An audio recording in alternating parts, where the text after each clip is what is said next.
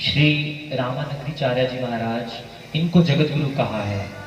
श्री रामानंदीचार्य जी महाराज को जगत गुरु कहा गया है। इनके 12 शिष्य प्रधान हुए हैं, 12 शिष्य प्रधान हुए हैं, जिनमें से एक रैदास जी भी हैं, संत शिरोमणि रविदास जी महाराज। शिरोमणि क्यों कहा गया है? क्योंकि जो भक्ति की प्रकाष्ठा, अच्छा इनको धर्मराज का अवतार भी बोलते हैं, संत रविदास जी महाराज धर्मराज का, क्योंकि इन्होंने कितनी अच्छी धर्म की स्थापनाएं की हैं। क्या पता कितनी बार जन्म लेके आए, करीब मंजरी बन के 7 जन्म लिए इन्होंने, 7 जन्म। किसी जन्म में कुछ बन के आए, किसी जन्म में कुछ बन के आए, पर जब ब्रह्मचारी बने तो गलती हो गई। काशी में रामानंदीचार्य जी महाराज के शिष्य ब्रह्मचारी, नित्य प्रति ब्रह्मचर्य का पालन करना, गुरुदेव की आज्ञा से मधुकरी मांगने जाया करते थे। जब मधुकरी मांगने जाते थे तो उस ब्राह्मण के यहाँ जहाँ गैया बंधी हो, जहाँ संत की सेवा होती हो, जहाँ गोपाल जी की सेवा होती हो, वहीं से मधुकरी मांगनी, वहीं से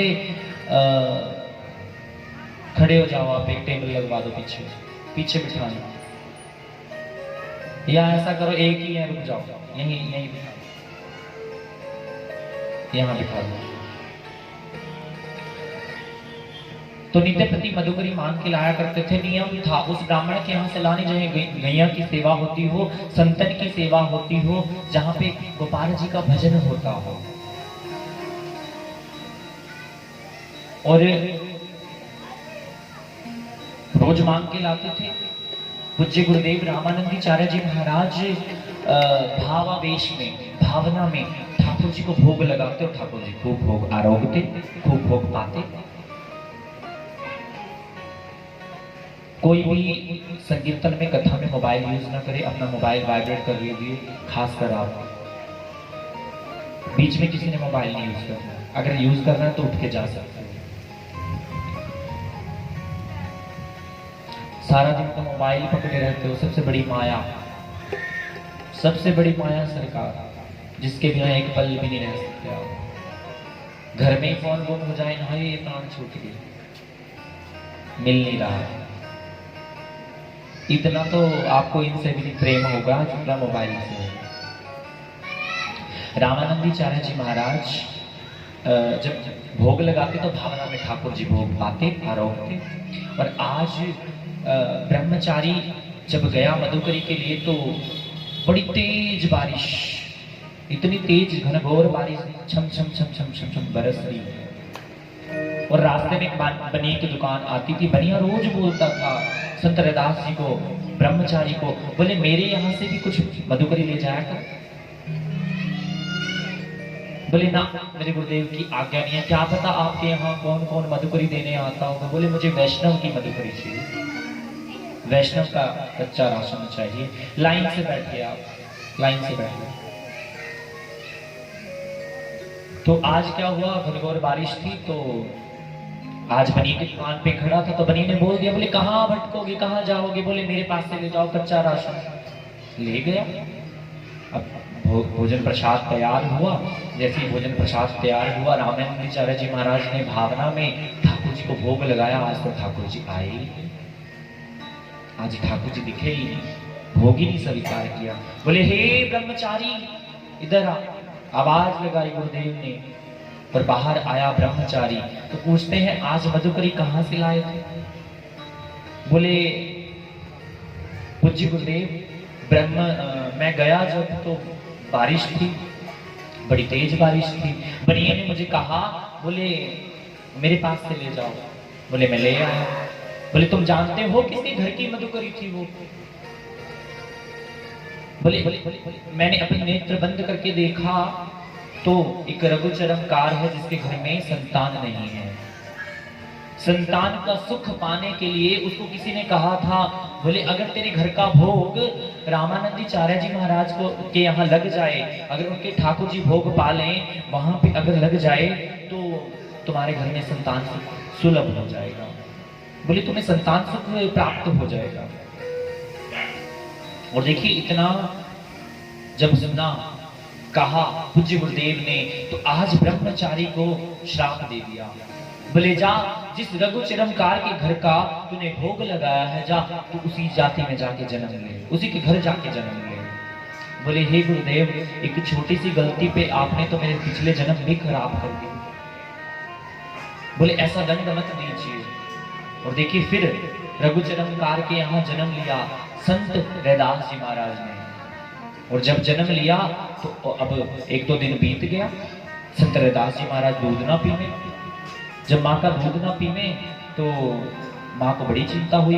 बोले हे प्रभु, संतान भी दी और संतान का सुख भी नहीं मिल पा रहा, ये तो दूध ही नहीं पीता है। बोले कुछ कीजिए। तो देखिए जो जगत गुरु रामानंदाचार्य जी महाराज के घर नहीं जाते थे, आज वो खुद एक शिष्य के लिए उठे, एक गुरुदेव शिष्य के लिए उठा। और जब उठे तो पहुंचे रघुचरमकार की बस्ती में, सबने सजदा किया, नमन किया। बोले धन्य भाग हमारे जो आप हमारी इन गलियों में पधारे। झुक गए सब, साष्टांग किया, प्रणाम किया, दंडवत किया और पहुंचे कहां? रघुचरमकार के यहाँ। और रामानंदाचार्य जी महाराज ने कहते हैं, जब उन्होंने देखा रघुचरमकार ने, उनकी पत्नी ने, तो वो भी बड़े विनम्रता से हाथ जोड़ के खड़े हो गए। और अच्छा, अगर लीला में प्रवेश करना है तो नेत्र बंद करके सुना करो, महसूस किया करो, उतर जाओगे, 100% गारंटी है। प्रयास कीजिए, गोपिका बनने का प्रयास कीजिए। वैसे तो हम लोगों की औकात नहीं हम गोपिकाएं बन पाए, पर प्रयास कीजिए, क्योंकि जब तक मुझे चोट ना लगी हो तो मैं दूसरे की चोट का दर्द क्या जानूंगा। इसीलिए जब तक गोपिका बनोगे नहीं, रस में उतरोगे नहीं, तो रस का पता कैसे लगेगा। और एक और चीज, मान लो आप दाल बना रहे हो, तो दाल जब आप बनाते हो, तो जब आपने टेस्ट किया, 1 चम्मच लिया, आपने दाल खाई, चम्मच तो एक ही लिया, पर स्वाद पूरी दाल का पता लग गया पता। तो वही चीज है, एक बूंद चख के तो देखिए, जब स्वाद आएगा तो आप कोशिश करोगे मैं पूरा ले लूं, पूरे स्वाद को, पूरे रस को चख लूं। तो इसलिए नेत्र बंद करके महसूस किया करो लीला में प्रवेश करने का। देखो कथा सुनना एक अलग चीज है, कान रस हो गया, इसको कान रस बोलते हैं। पर जब कथा सुनते सुनते आपको दिखने लग जाए, कथा सामने दिखने लग जाए, कथा में प्रवेश हो जाए, तो समझ लेना कथा लग रही है, आप कथा में प्रवेश कर रहे हो। तो आज ब्रह्मचारी ने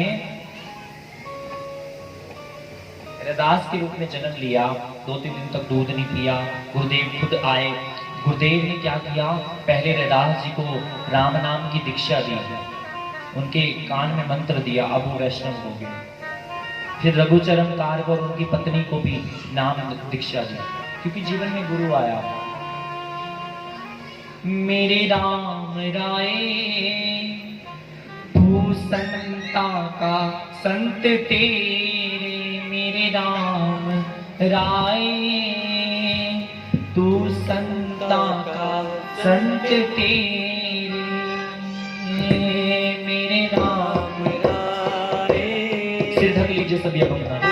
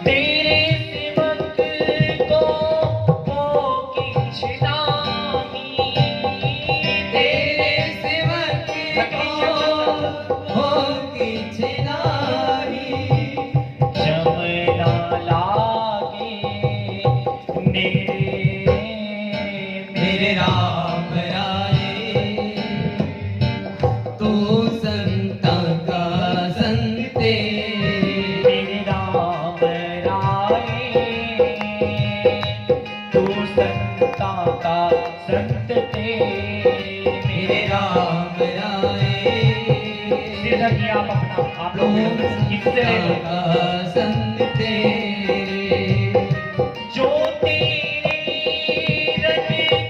राजे स्वामी, जो